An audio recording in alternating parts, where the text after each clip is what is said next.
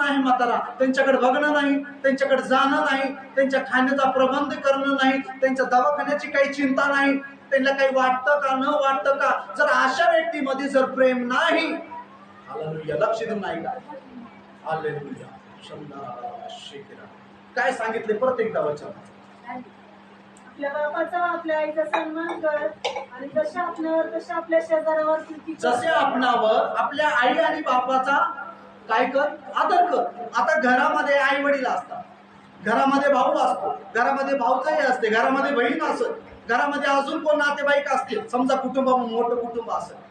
जर घरामध्ये आपण शेजाऱ्यावर प्रीती करत नाही, प्रेम करत नाही, कारण देवाने आपल्याला ही ऑर्डर दिलेली आहे, प्रत्येक अधिकारिता देवाकडून आलेली आहे.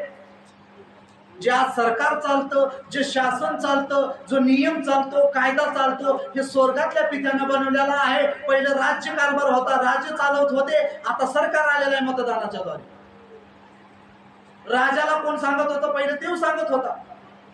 पहिला शाऊल राजा देवानं नियुक्ती केला, त्यावेळेस प्रजेला चालवत होते. जे देव बोलायचा त्या प्रकारे काय व्हायचं, नियम व्हायचा. नियम म्हणजे निकाल लागायचा.